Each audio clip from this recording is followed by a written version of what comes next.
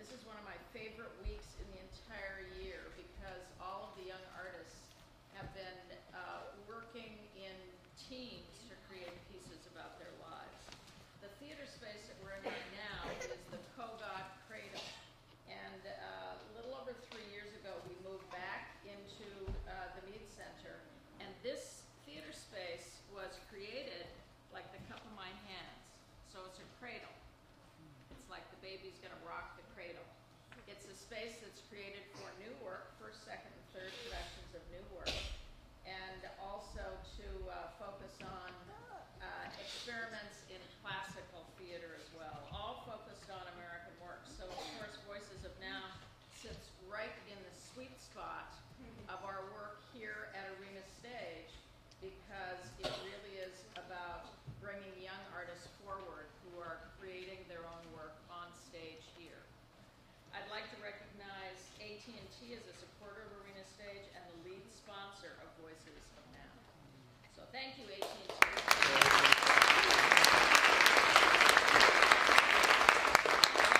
Without them with our iPhones and cell phones. And without the extraordinary support of all of our friends, partners, and granting organizations, Voices of Now and our other community engagement program offerings would not be possible. Did everybody see our program? Really cool, right? Look on the back. There's something else that's really important here, and this is Camp Arena Stage. Have you guys heard of that before? Camp Arena Stage is a multi-art summer day program for young people 8 to 15, and it runs this summer. So if this is something that your young people have loved doing, or you know other young people who are in the schools where this would be important, this is a fantastic summer camp. And also for older students, 16 to 18, there's the Arena Stage Academy, musical theater training company, and audition intensive. Now, what's fascinating to me about this is we have had young people who have moved through Voices of Now or moved through Camp Arena Stage, and they've ended up populating our theaters as performers or backstage. So it's just, these are wonderful programs that really help young people invent themselves. So I would like to introduce to you somebody who's pretty remarkable, and I think you mostly know her, Ashley Foreman, who's the Director of Education, Artistic Director, and Creator of Voices of Now. Ashley.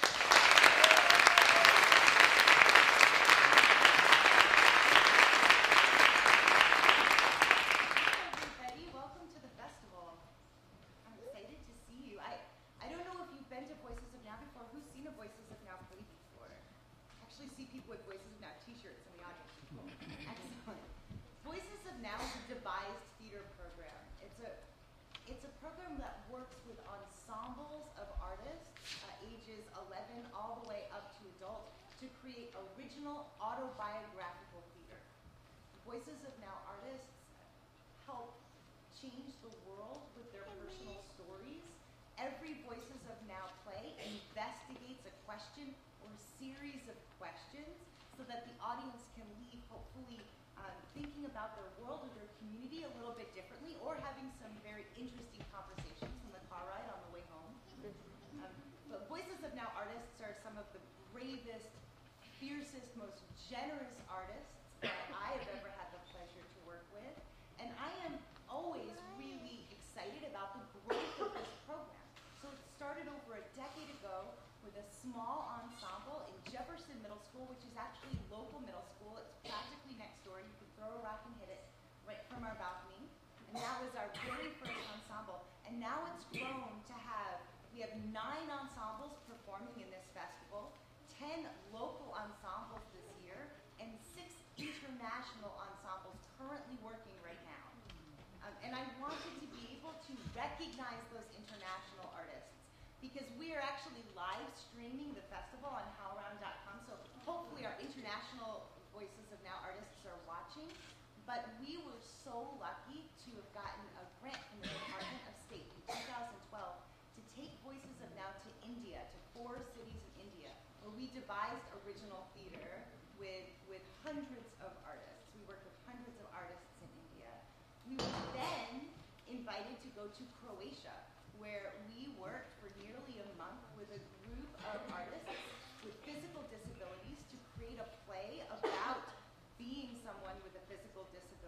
in Croatia, which is a really interesting topic.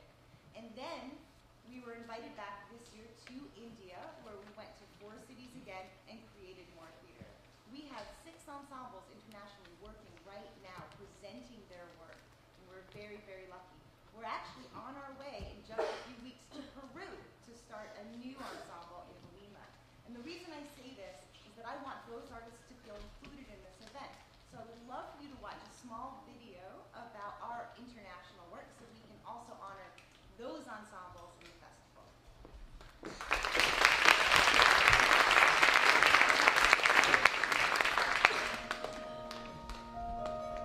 It's a program that creates original theater with ensembles of artists, and it's autobiographical theater.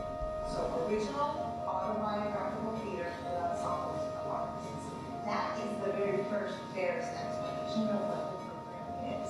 What kind of theater? That's what makes it truly special. We believe, we know that art can change the world.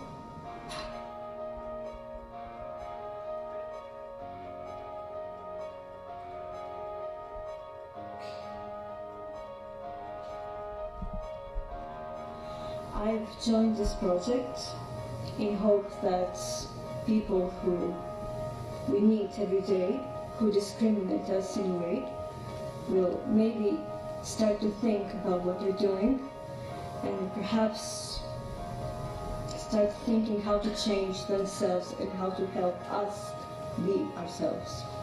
Some people think that because we're different, we shouldn't be doing everyday things.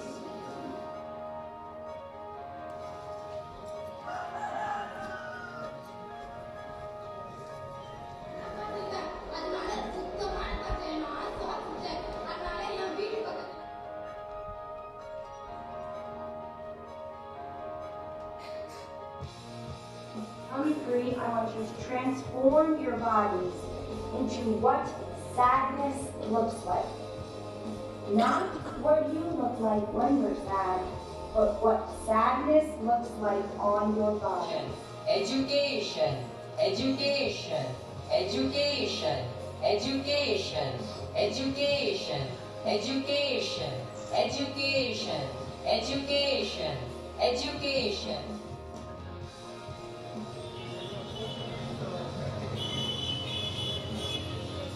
The best part about Voices of Now and Arena Stage is that we are conducting a workshop which is involving everyone.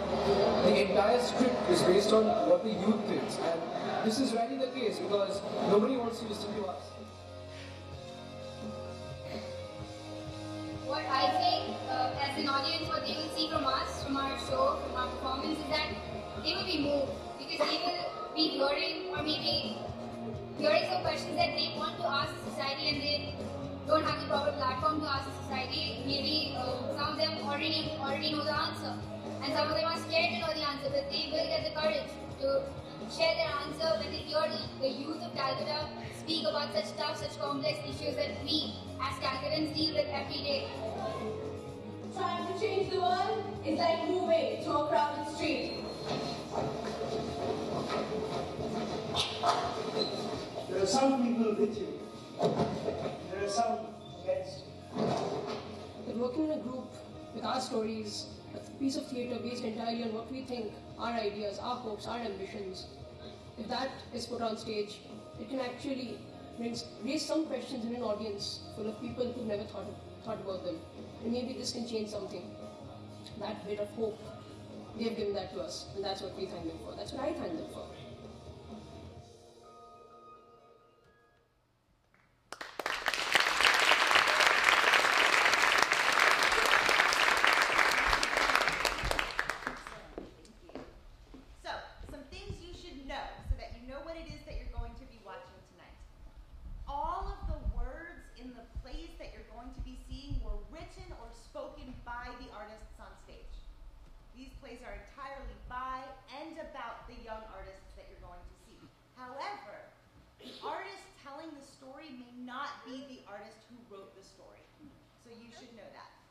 They work together to create these plays to investigate a theme or a title. What else should you know? Oh, this I'm really our middle school ensembles. This is an entirely middle school night. Why is that cool? It's cool because we have Voices of Now artists who have been in the program for 7 years, for 8 years, who stay with us all the way through college and adulthood. These are artists who are starting in the program. This is the very beginning of their Voices of Now journey, which I think is pretty awesome that you get to see them all together. But also, they are experts in their experience and in their lives. So this is an opportunity to learn, truly learn about what's going on in the hearts and the minds of our local middle school students. So that's, I think, a wonderful opportunity. The very first play that you're going to see is by the Jefferson Ensemble, our flagship ensemble, our youngest group in the program. And I'd like to introduce Ariel Warmflash, who is the other director of the Jefferson Ensemble.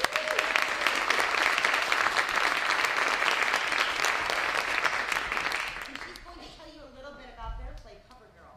Covergirl is a play that explores what it means to be a girl and all the challenges and expectations that go along with that. It asks questions about beauty, about safety, and what the things are that girls cover themselves with.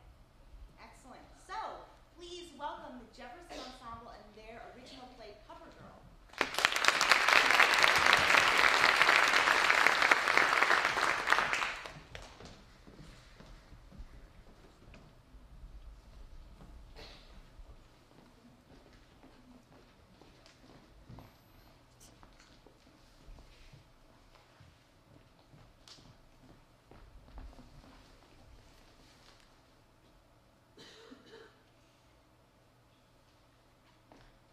Am I light enough? Am I dark enough? Am I pretty enough? Can my hair be beautiful if I wear it naturally? Am I strong enough? Am I smart enough? Am I worth enough? Can I do what boys do? Am I tall enough? Am I small enough? What is enough? Can I be wrong for being me? What's wrong with being me? Do I have to cover up who I am in order for you to like me? Where's Selena? Where's Selena? Where is Selena? She's missing. I'm right here. Selena? Can't you see me? No. Are you sure? No. Look a little harder. I think I see your finger. I think I can see a toe. I think I can see the top of your head if we move to the left. Nope, still nothing. Is that where? Right there. No, I'm behind you.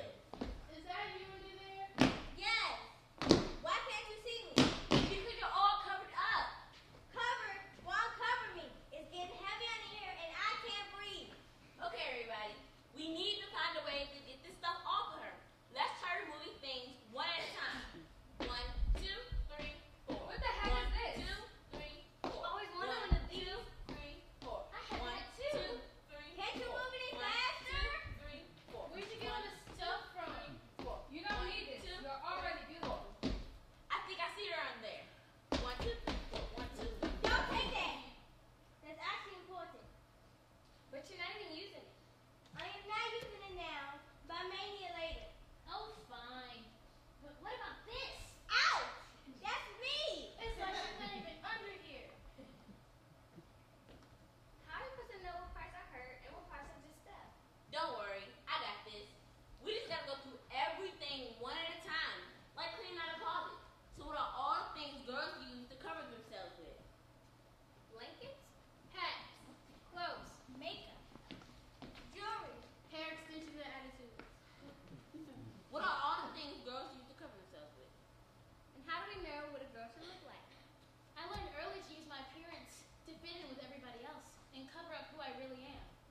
The first time was in elementary school. 1, 2, 3, up the ladder. 4, 5, 6, up the ladder. I was transitioning from 3rd to 4th grade. I wore my hair naturally and I started not to like my real hair. It was short and people teased me. Bald-headed, nappy hair. You should get a perm. Don't you have a brush? So I decided, why not change it? I told my mother I wanted extensions to make my hair longer. Why do you want to change?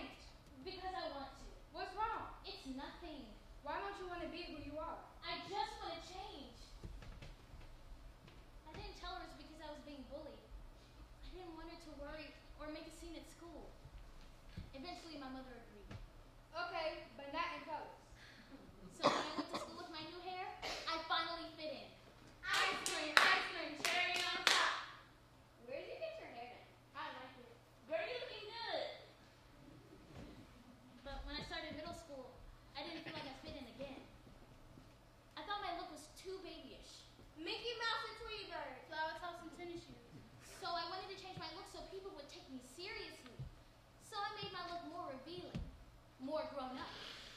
Tight shirts, tank tops, leggings, skinny jeans. Unprofessional. But then boys were giving me attention. And not attention that I wanted. So every time I changed myself, people would approve of me. And it felt like I was getting accepted into the bubble. But I wish I'd said that because now I'm not sure what's really me and what parts I changed to fit in. So why did you change in the first place? Because I wanted to find out who I really was. But I also wanted to fit in. Who decides what is beautiful? And how do we know who to be? I was 6 years old. My mom was sleeping on the couch. And I was watching TV. When I saw the most beautiful woman I had ever seen. Beyonce. In a long white dress. And I thought, maybe someday I could be just like her. Look just like her. She inspired me. The way she sang and her personality. I think that was the first time I saw a beautiful woman. What about your mother? The first famous beautiful woman. You see, there's a difference between regular person beautiful and famous person beautiful. Beautiful women are everywhere you look. Essence Magazine. Fierce, fun, and fabulous. Essence Magazine is one place I look at models to look and think. I was that beautiful. I wish I was that beautiful. I wish I was that beautiful. Fierce, fun, and fabulous. Essence Magazine is one place I look to find where beauty is. One thing I noticed, there are more light-skinned models than there are dark-skinned. There are some dark-skinned models, but they really have to stand out. They'll wear neon yellow lipstick or pink eyeshadow. They have to look beautiful in an exotic way. Is being beautiful really that important to being a girl? You will. I mean, will fit in if you're pretty. And if you act grown. Last year, my best friend started wearing lipstick. One day at the bus stop, my best friend started putting on neon pink lipstick. She took her hair out of the bun and made her pants look tighter. And then she tried to smudge that pink stuff on me and put my hair up and turn my shirt up. Hold still! That's when I saw little girl things like barrettes and little bead bracelets leave my life. I knew that if I walked into my mom's house like that, she'd say, If you want to dress grown, you can leave at my house and act grown. see, that's when I knew. That's when I knew I wasn't acting like myself. So I just ran. Ran and ran. Wiping the lipstick off as I went. What can't you run away from? When is it hard to be a girl? When I was younger, I wanted to grow up to be Batman.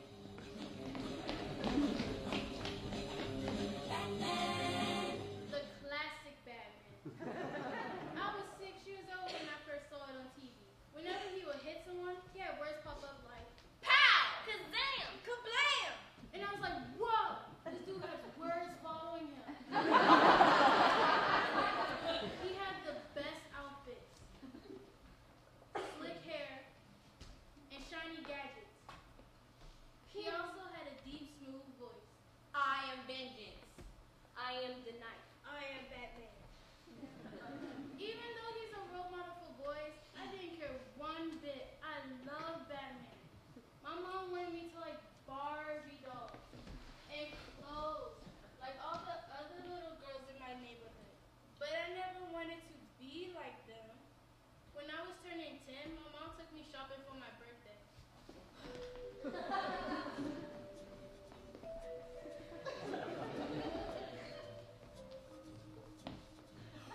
about these pink pants? I don't like those at all. But they have flowers on them. What about these cool black pants? With the chain on the side. Yes, they look just like Batman. They look like boy pants. Sweetie, are you trying to like a boy? At first, I didn't know what she meant, but I think I have the answer. Yes, I am trying to look like a boy because that is my style. That's how I feel most comfortable. At times, I feel like a boy. Even now, as a teenager in middle school, I still don't know what it means to be a girl. There are a lot of things boys do that girls aren't supposed to do. For example, to be a girl means not to play certain sports.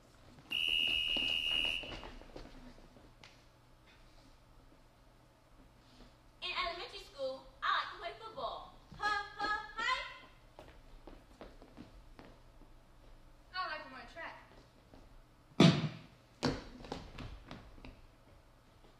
But when I got to middle school, my uncle My grandmother told me girls aren't supposed to play football. or run track. That's a boy sport. You'll hurt yourself. Why did you do girl stuff instead? Or cheerleading. He just wanted to keep me safe. Boys are allowed to do different things than girls because people think they are bigger or stronger and can protect themselves. What makes a girl less safe?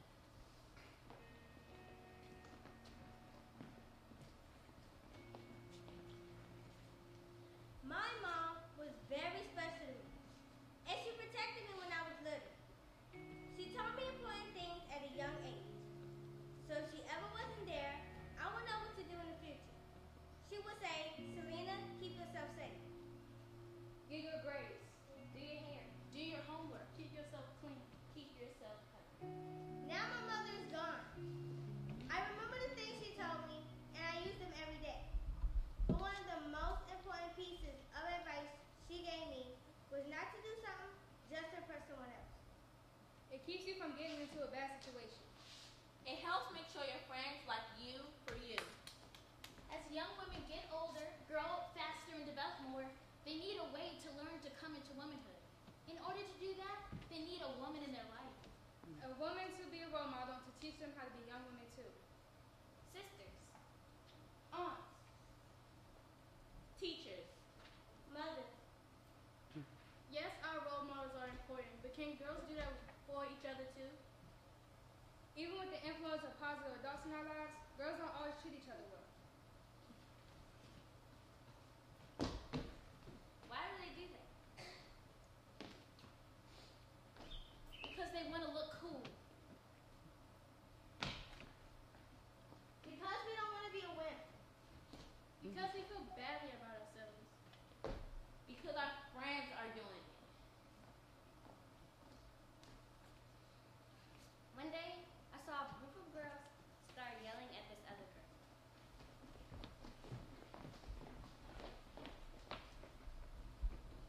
And calling her names.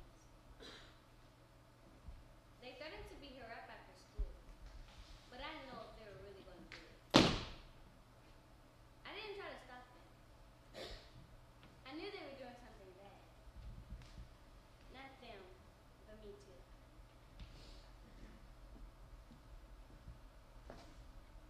And I didn't try to stop them because I didn't want to stop the kind of popular. I know what you mean. Last year, I was being disrespectful to my teachers.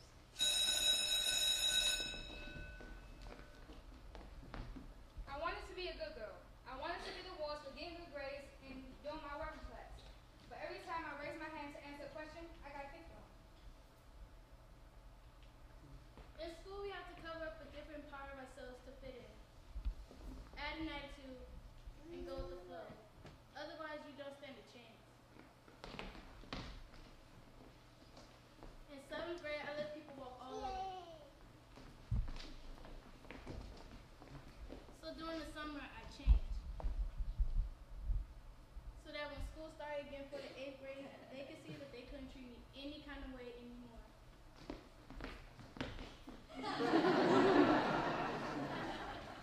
But I don't like to hurt people's feelings.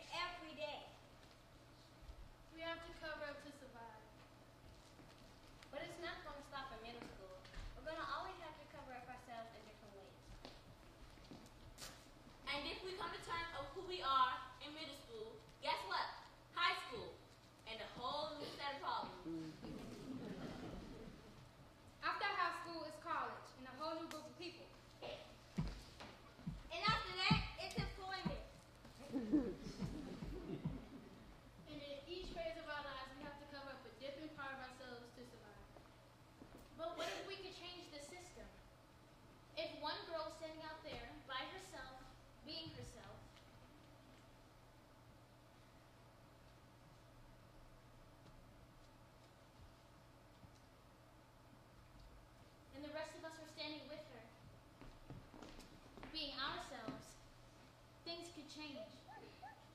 I am light enough. I am dark enough. I am pretty enough. I can wear my hair naturally. I am strong enough. I am smart enough. I am enough.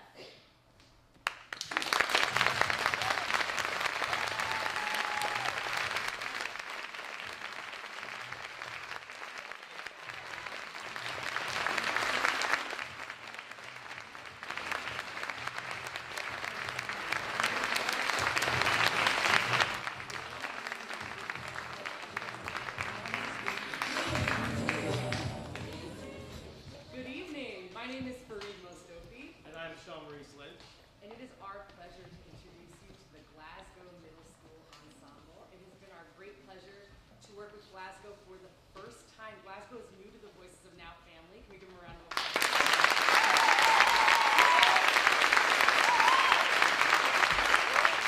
We're very pleased to be working with their school as part of a wonderful partnership we have with Fairfax County Public Schools. Glasgow's ensemble started talking to us early on about their communities. And very early in our conversations, we came up with the title Box In. Jean-Maurice is going to tell you a little bit more about that. Within rehearsals, we started to investigate the idea of what it means to be put in the box and what it means to be taken out of the box and how that changes you. Without further ado, Glasgow Middle School Ensembles, Boxed In.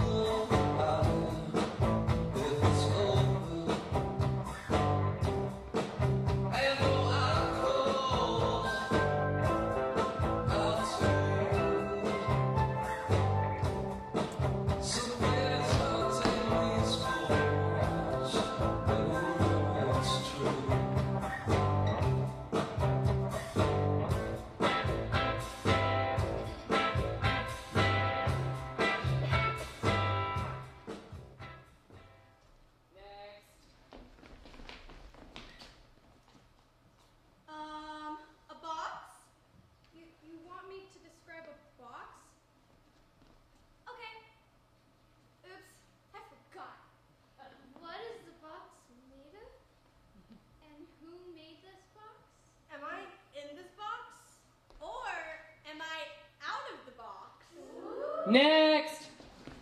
A box is a container, an object made of cardboard used to hold things. A box keeps things in. It can also keep things out. Hey, let me in. Right, you can use them to store your clothes.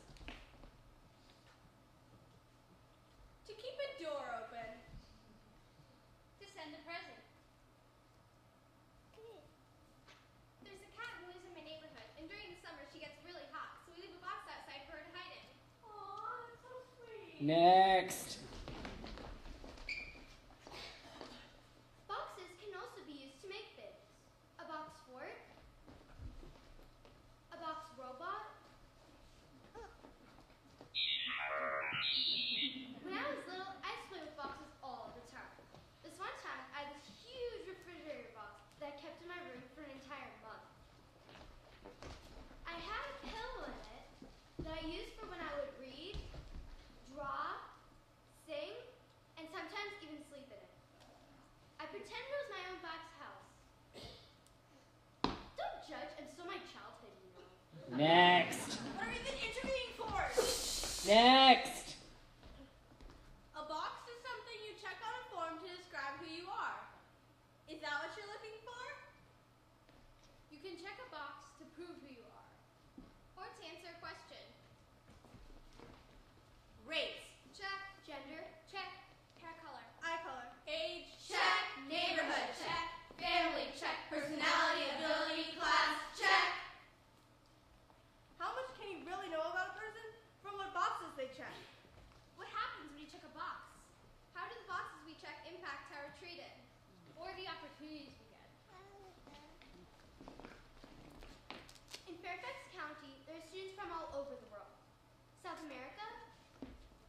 the Middle East, Europe, Asia, all over. For many of them, English isn't their first language, so there's an ESOL program for them. I was born in Austria, but I moved here when I was 4. Since I spoke German, they took me to get screened. They had me fill in the blanks to different sentences, match objects on flashcards, and even check boxes off on a survey. They said my English was poor and put me in the ESOL program. In 1st grade, they put me in a reading club to improve with my reading. They gave me stacks and stacks and stacks of extra assignments. I started to feel improvement. My parents read to me every single night. And by the time I was in 3rd grade, I knew I was doing better. But my mom's friends started to tell her, Listen, you need to get out of the ESOL program. Colleges don't like to see that. yeah, when they see she's in the ESOL program, they'll think she won't understand the curriculum. My parents decided I should switch classes, so we went to see the school counselor. Excuse me. Excuse me. Excuse me. Next. Excuse me. Yes. Can I switch to the regular class? I think I'm ready. Not this year. Why not? Because when your mom signed the papers at your screening, you were put on the ESOL track. So that's the class I have to be in? I'm afraid so. Why would a box my mom checked years ago be deciding what classes I had to take? Next. Is it true that being in the ESOL program can affect how other colleges see you? It definitely affects how other kids see you. People in the program are even made fun of. They use the word ESOL as an insult. I've seen it happen multiple times. You see someone make a mistake and people say, That's an ESOL move. others say, ESOL, that's what the dumb kids are. at my school, the classes you're in affect how other people think of you. It also affects how you think of yourself.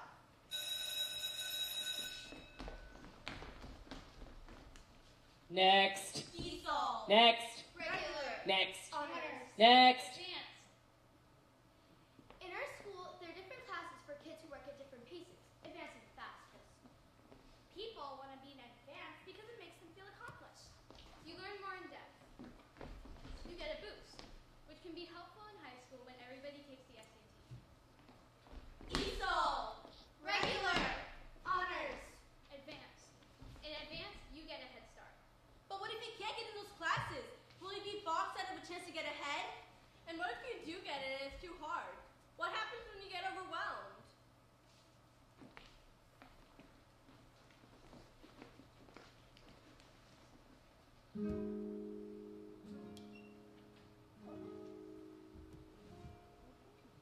Growing up, my mom was really good at math and algebra and all that. I never got a C in my life. She said if I don't get good grades, You won't go to college. and you need to go to college in order to get a good job.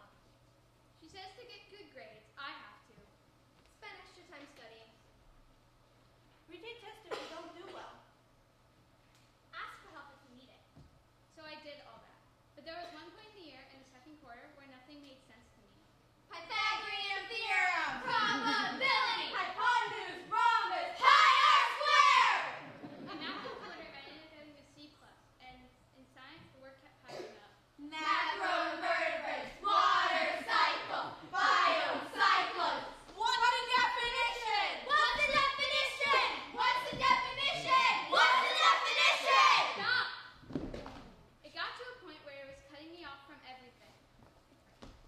It felt like the work was forming a box around me. I was so worried. I thought, What will my mom think when she sees my grades? Why did things come easy to other people, but not me? will I ever get out of this box? In the end, I was able to study more and do better. But I wondered, are there people who are always trapped? Will I ever get trapped in schoolwork again? How do people who are always trapped, how will they get out?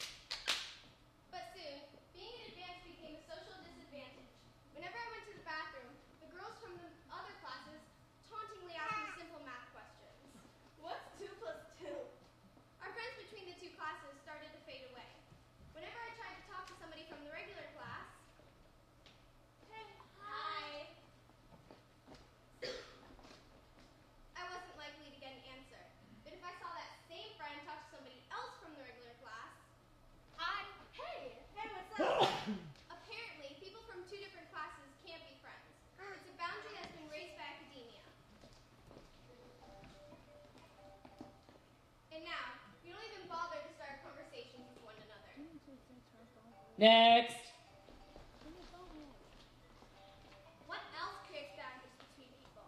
School.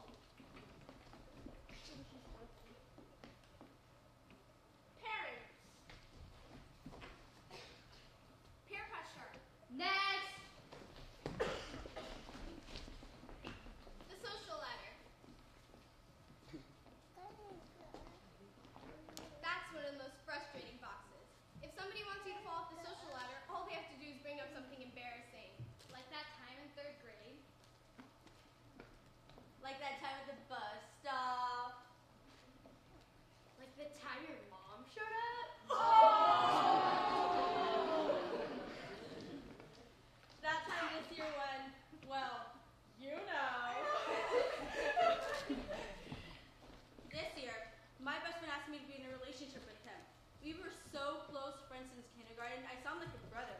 I didn't like him that way, so I said no. But after that, everything changed. The word spread faster than wildfire. Everybody started giving me dirty looks and saying, Did you hear? Did you hear? "Did you hear?" I felt trapped. I felt stuck. I didn't know who I could trust. I told him I was sorry. But that didn't change anything. We still give her hellos and hugs.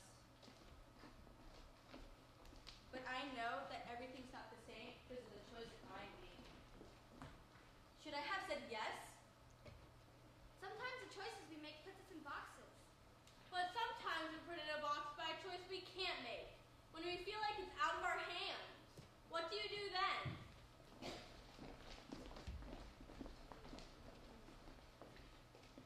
During the government shutdown, there were a lot of problems in my house. My dad wasn't getting paid and was out of work. My mom was the only one earning the cash, and her job paid less than my dad's. She was really stressed because she had to drive me to school, pick me up, and earn a living. She couldn't enjoy herself because we all depended on her. I tried to sneak money into her purse from babysitting, for food shopping, but it wasn't enough.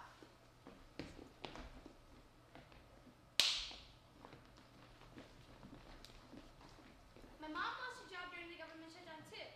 She worked for the Department of Labor and made sure people got paid right. She was such a hard worker. Now, my whole family feels blacksmith about the economic situation. Right now, it's hard to find a job because the economy is bad. Companies aren't hiring, and government agencies are also not hiring. I don't know how to help. I feel lost, helpless, stressed, and trapped. The time I felt trapped was a few days after my stepdad passed away. My mom was really upset. She always wanted to be alone. I hardly talked to her. I had no one to talk to, no one to confide my feelings in. I was trapped with all this negative energy building up inside of me. I felt like I couldn't trust anyone. My thoughts tortured me everywhere I went. I wanted to ask my mom questions. Was it my fault? Could I have saved him? Why didn't he say something? Did I do something wrong? I wanted to tell my mom how I felt. I wanted her to tell me that it was going to be okay. But I just kept quiet. Eventually I was afraid that I would blow from all the anger building up inside of me. I couldn't take it any longer. One day my counselor saw me crying in the hallway. We went back to his office and I told him everything. That conversation became one of many. Those conversations changed my life. He changed my life. He was always there for me from then on. I trust him with everything. To get out of the box, sometimes you need a helping hand. Someone you trust. Someone to pull you out. Someone to listen. Do you have to wait for someone to free you? I did.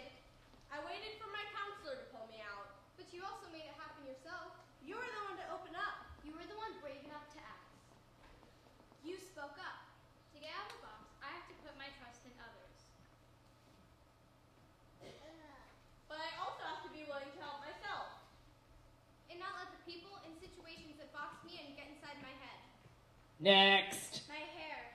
My skin. My grades. My My school. My friends. My parents. This interview! We all get trapped sometimes. It happens every day. One day it's this. One day it's that. You never know. It could be happy or heartbreaking. Maybe that's just life.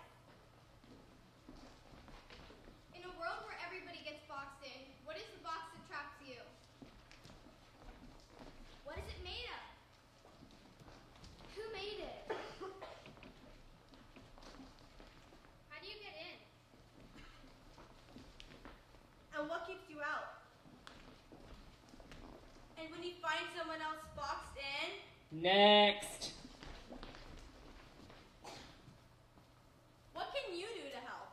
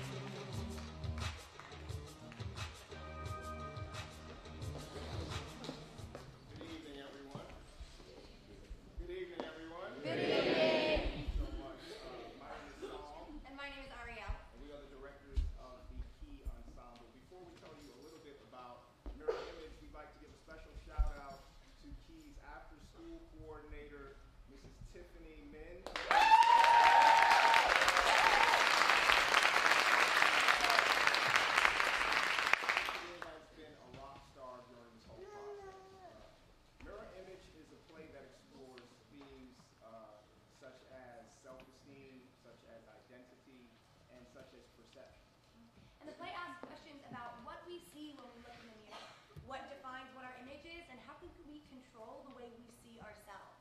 So now we are proud to present Key Middle School and their play, Mirror Image.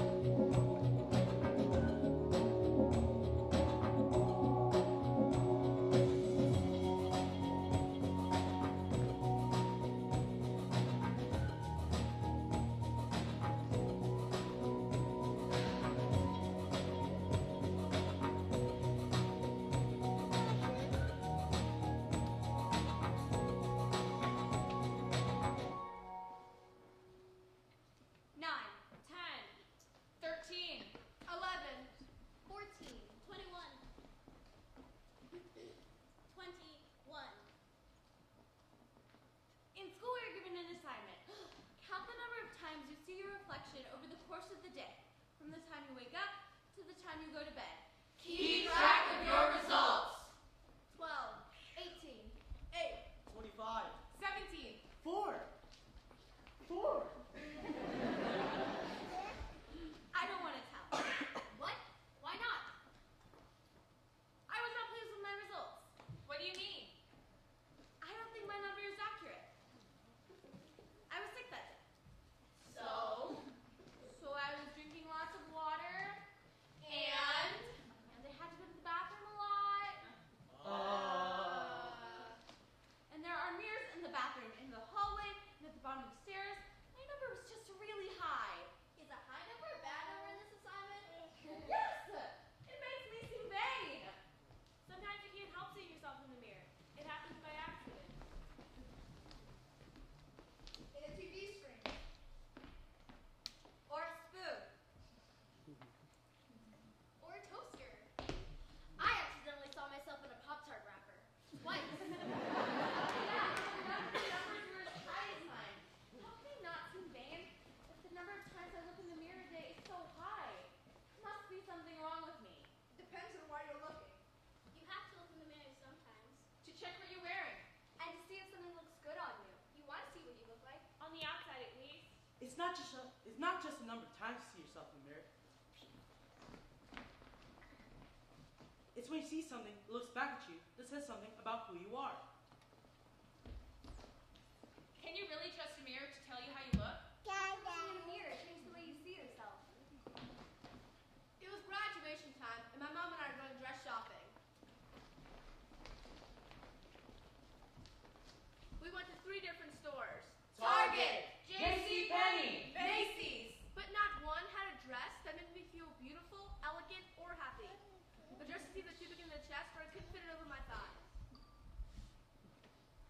Grab, zip, look, side. Grab, zip, look, side. Grab, zip, look, side. Grab, zip, look, cry. Why don't they make dresses to fit everyone's body? Aren't you supposed to feel beautiful in a dress? I wanted to feel beautiful.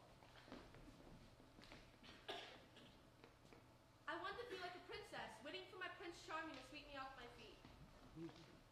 I wanted to feel like I did when I was a flower girl during my cousin's wedding. But it didn't matter what dress I put on. Lace, ribbons, satin, bows. No matter what color.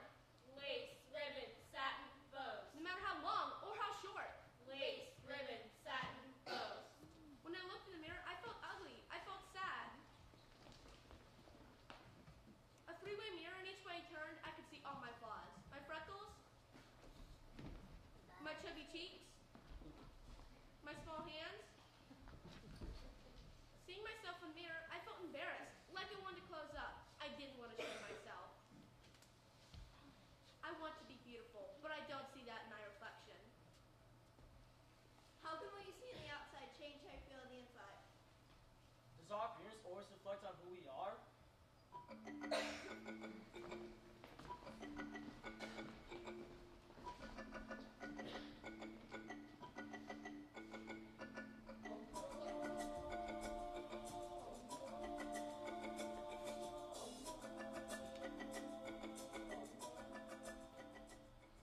When people look at me, They don't think I'm Muslim. they think I look Hispanic, They say I'm white. but my family's from Tunisia. And my family's from Iran. And when people don't recognize where I'm from, it makes me feel mad, Pale. confused. I know that I'm Muslim. And when people tell me that I look Hispanic, I run to the mirror to check.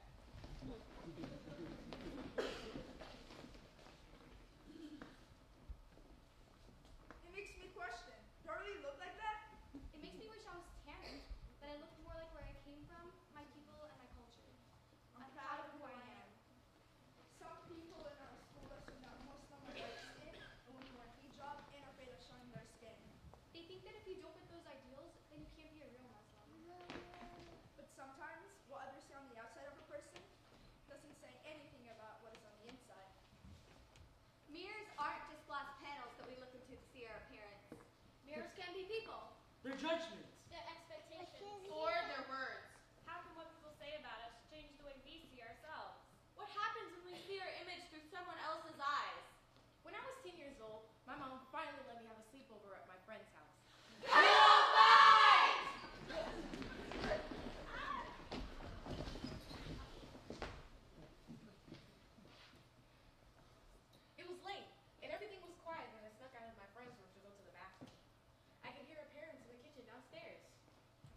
I can't understand a word she's saying. Her parents must not have taught her well. How will she ever be successful with that accent?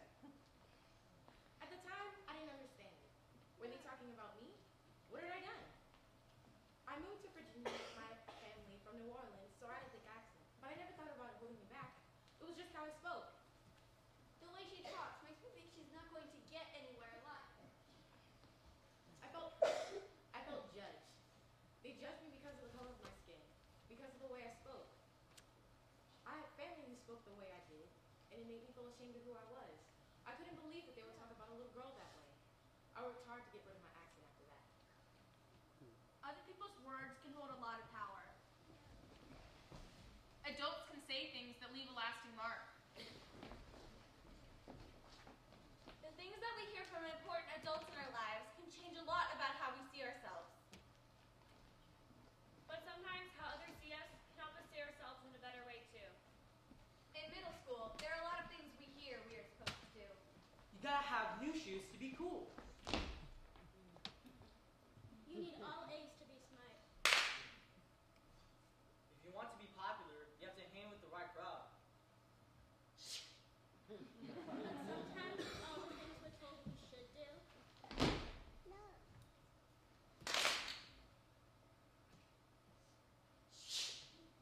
It's hard to know what we really want to do. The difference between who we are and who we want to be can get sort of blurry. How can the way that other people see us be helpful?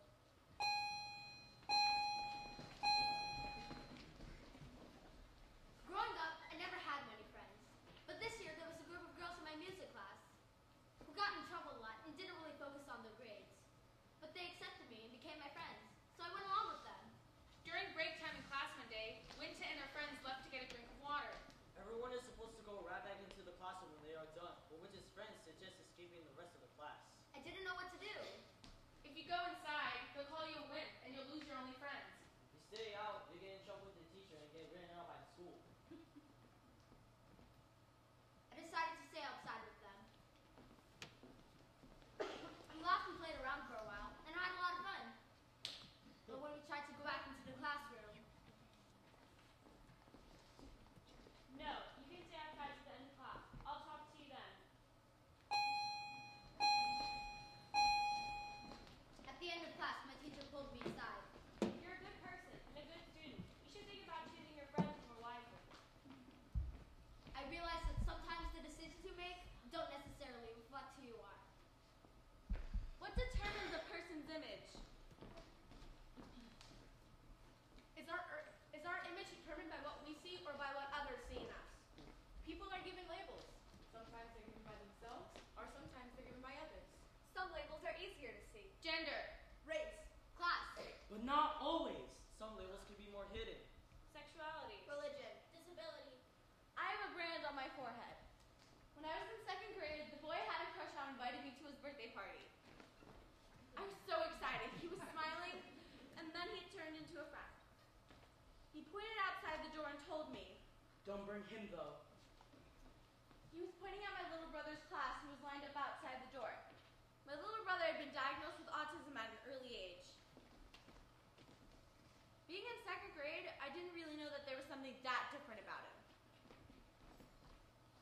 So I didn't really get why the boy didn't want him there. It wasn't until later that I realized he didn't want him there because he was younger. He didn't want him there because of who he is. To strangers, my brother has autism branded on his forehead. I had never seen that brand before. I realized I had a brand on my forehead too. Being only a year apart in school, I spent my days thinking about him and worrying. But when I got to 7th grade, I went to a new school where he didn't go to yet. It was such a relief for me.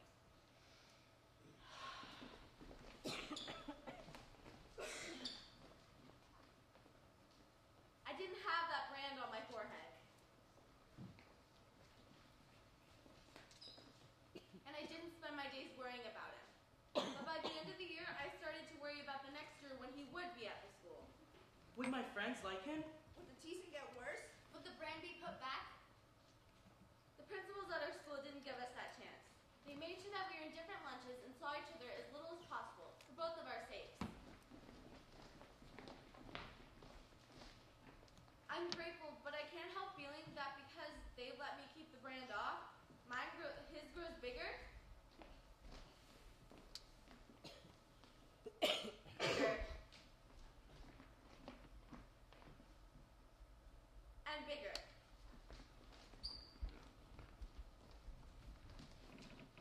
He comes home with stories that I feel I could have prevented if I had just been there for him. I don't know what's right. Does not helping my brother make me selfish? Unkind? Shallow? Your decisions about your brother don't make you any one thing. There's a lot more to a person than just one trait. One story. One image. It's the same as looking in the mirror. Your reflection doesn't say just one thing about you. Our image is a combination of parts that make up one whole. We get caught up in thinking that our physical appearance is what defines us. But that's just a curtain in front of who we really are. But if you pull back the curtain, what do you have left? Why do we get so hung up on what we see on the outside when it doesn't reveal the full picture? It's hard to come to terms with our image when we feel like our physical appearance doesn't reflect who we are or how we feel. Sometimes you can control the outside to change how you feel in the inside. So how can we use our image to take control of how we feel about ourselves? One day, I was watching cartoons on the TV in my living room.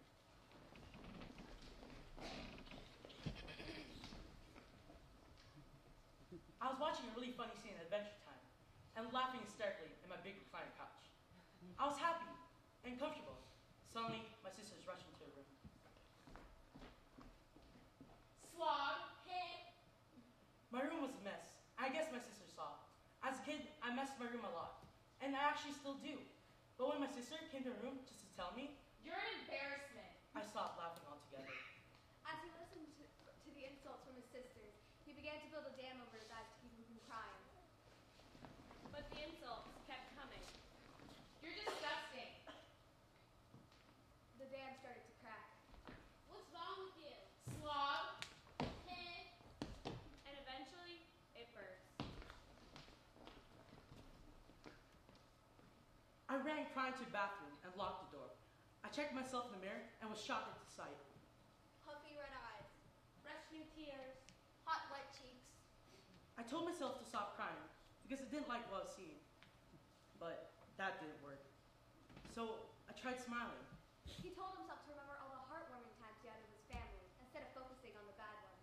The trip to Disney World. A Christmas party. A visit to Luray Caverns. I stopped crying and I gently started to smile. And I believed it. He began to rebuild the dam. I realized there are more uses for a mirror than just to check your looks. Or to try on a dress. Or to question your identity. Or to affirm who you already know you are. Or to tell you who to be. Or to finish a school assignment. It can change how you see yourself, and it can change your whole attitude.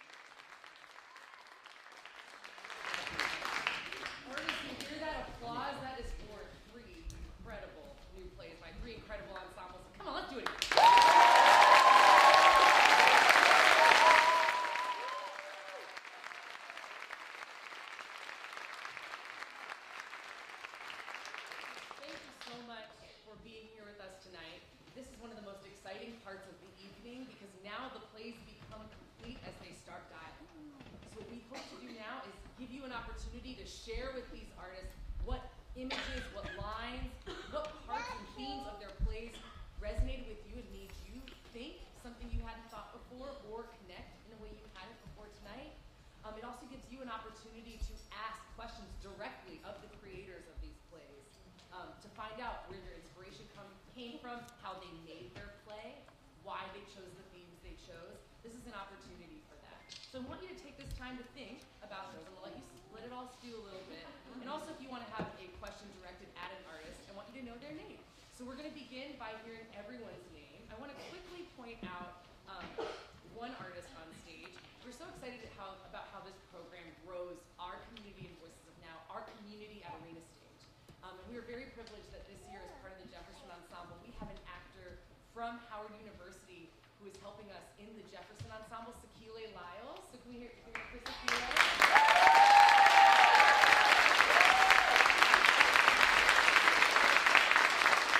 Our community includes a lot of people. We also have our production team working very hard.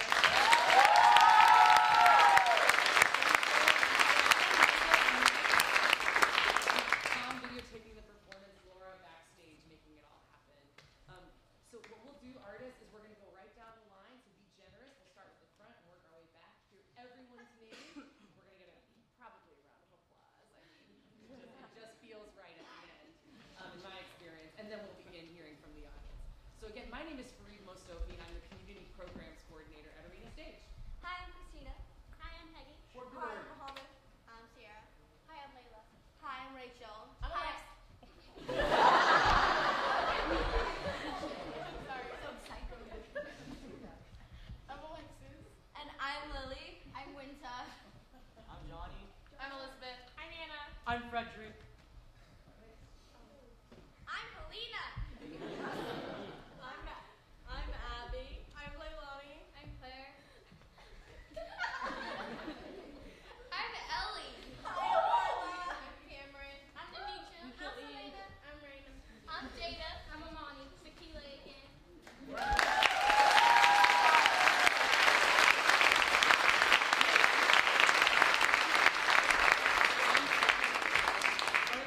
Here's your opportunity to hear what the audience received from your plays.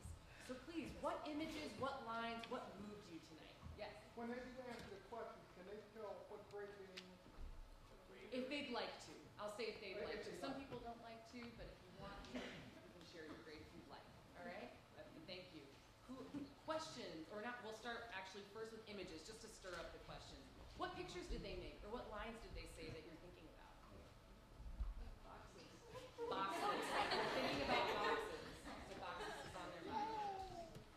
What else? You can raise your hand. Don't feel shy. Transition. The theme of transition. What else? What is beauty? What is beauty was received here. Thank you. Yes. A lot of the tableaus were learned by some copied the same way. The audience noticed how well you created symmetry in Tableau, and Tableau is the frozen pictures, one of the first tools that these artists learn in the program. What else? Yes. Reflections. Reflections was something that was sticking out here. What else? I saw a hand here. Yes. Yes. Yes. Feeling of inclusion. Feelings of Inclusion or fit in. inclusion. Thinking about inclusion and wanting to fit in. Yes. Trapped. Feeling trapped is something the audience is resonating with. Yes. Labels. Labels within the pieces, the audience is resonating with that. What else? Yes.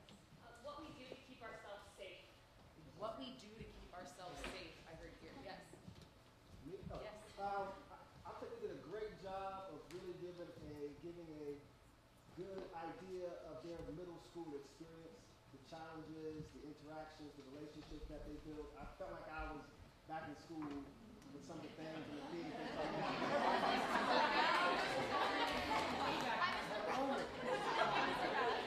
So artists, it sounds like your experiences of middle school are resonating. Could I just get a wave if there was something in one of the plays that you connected directly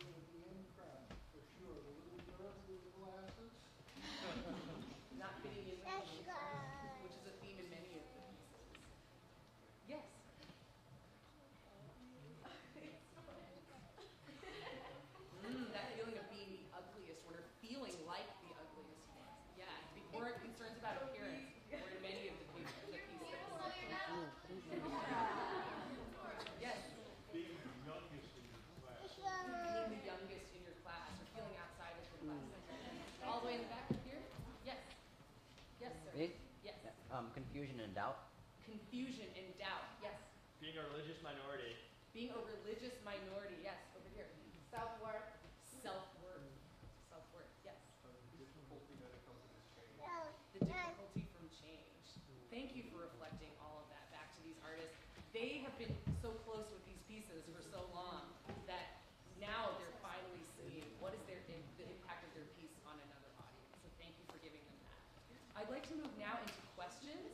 So this is an opportunity to ask these artists about their process, about the content of the play. Yes, right here. The question is about, are these all true stories? And I'd like, anyone can answer that. Raise your hand if you'd like to answer. And I'm going to bring that question out a little bit. If you'd like to talk about the process of writing your plays, please expand on that as well. Cameron? Yes, they are all true stories. In the beginning of Voices of Now, the workshop, we got these journals, and every week we would get a prompt that we would write about, and then our directors took our writing and made it into stories. Would you like to add to that, Linda? Yeah, it's all true stories, but it may not be our story. It may be telling another ensemble member's story. So, Great. Excellent. A question here, yes.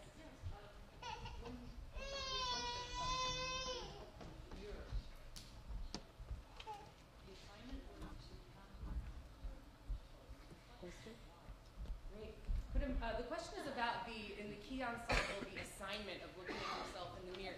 Key ensemble, could you talk about that through line story in your script, and also talk about how you as an ensemble came up with the structure of your script? How did that happen? Elizabeth? Well, that was actually like the first assignment that our instructors gave us. So like, since we were talking about like how we see ourselves, and they wanted to know how many times we really were looking at ourselves in the mirror. So the directors did ask them to do that assignment. Yeah. I'm going to add to that. And however many times we looked in to interpret that in the way how we saw it, like I saw it as my high number was that. That's interesting. So just to make sure I'm hearing you correctly, it sounded like you said in rehearsal that you felt like it was, you had an opinion about your number, and then that Great. Another question? I see your hand. I'm going to go over here. Bruce, yes. I want to know if you heard a lot about mothers. I didn't hear too much about fathers. So that's interesting, artists, that something the audience is hearing here is that there was, that we didn't hear a lot about fathers is something that they noticed. So maybe a question here would be, with the story that you chose, I'm just going to reframe it so more artists can answer too. If you'd like to speak about how those of you who wrote about mothers, why you chose that, or also if anything you'd like to share about why you chose to share with the ensemble the story you chose, that might help answer this question as well. Rena, go ahead. I chose the story to talk about my mom because when we go shopping, it's awkward. Because she sees things that, like, cutesy things, and it's kind of like, I don't want to wear that. She has clothes or something, I pick it up, she's like, you're not going to wear that. And it's kind of like, it's like we have a funny relationship.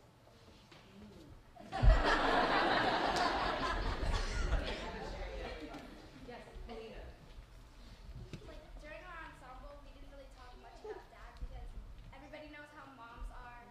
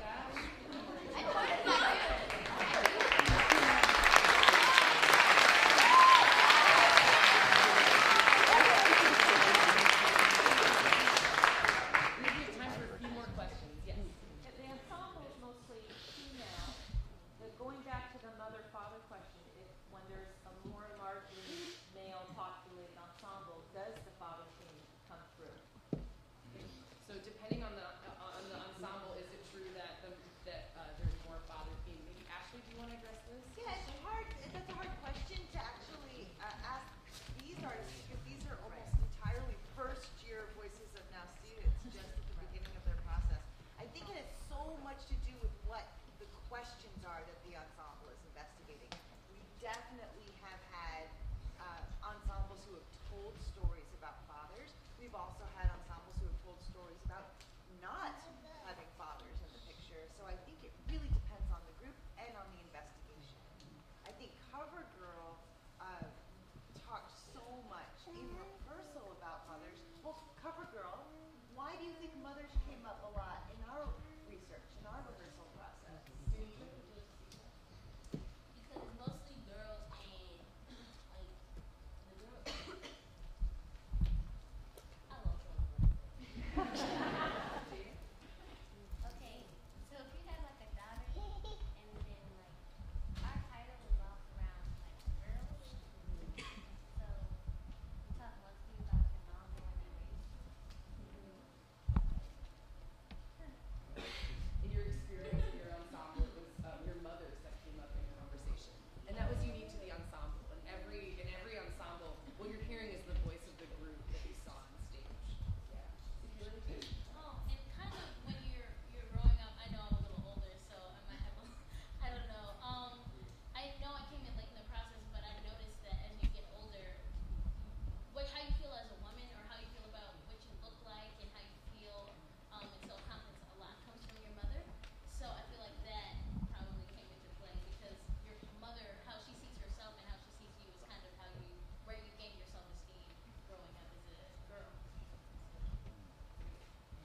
Ellie, did you have a comment on this? I know you've been raising your Yeah. hand. Well, like someone over there said, when you go close, let's say for an example, if you go close shopping, I as a person, I'm not gonna take my dad. I think that for the opposite gender, they're very overprotective. Like, because the son, the mom's like, oh, no, you're not wearing that. Or my dad, for instance, I get like cute shorts, and then he's like, you're not wearing that. Over my dead body. So I think that comes up. So you're not from, let's say for what my mom wears. Well, she has a sense of style.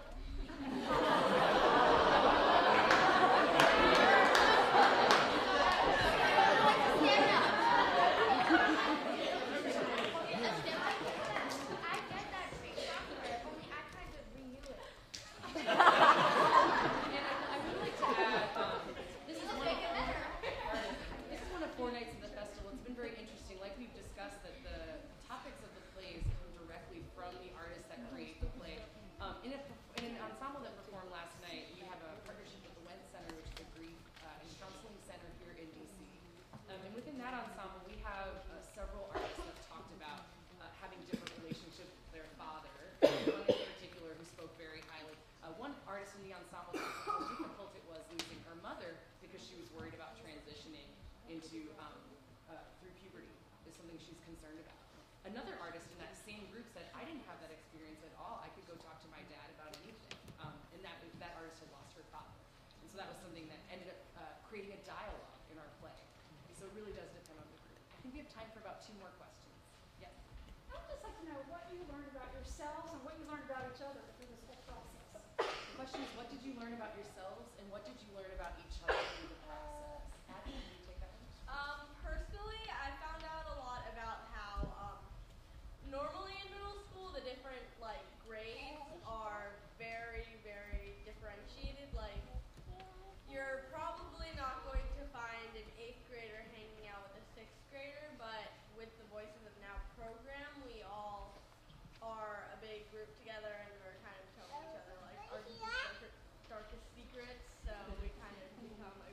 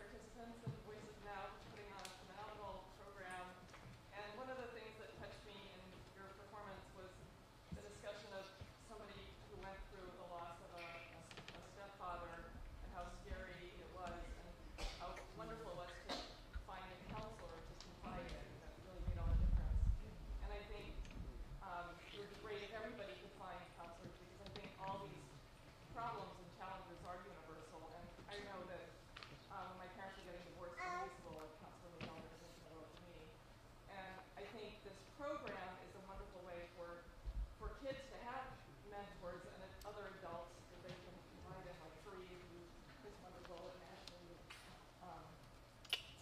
Ariel. I think it's really wonderful, and thank you very much. Thank you.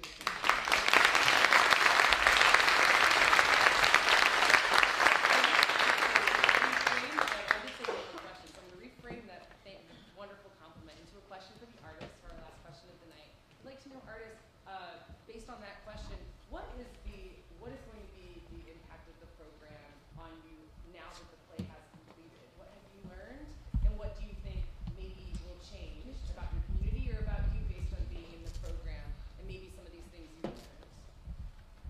Marla? I've learned to look at people differently than how I used to before I came to Voices Now. And I've learned how to work with people differently than I've had before, knowing how you can't always assume things without knowing the person, and without knowing their secrets and their stories that you haven't known before. So what I really learned is you can't really judge anybody or assume that, oh, just because they look like this or they wear like these types of clothes that you know who they are, and you really don't. Now, I want you to, yeah, I appreciate that too. I want you to notice how many hands were raised just now to answer that question. These artists have a lot to say, and I know that there are questions out there. What we're going to do now is we're going to have a reception in the lobby with cookies and juice, and artists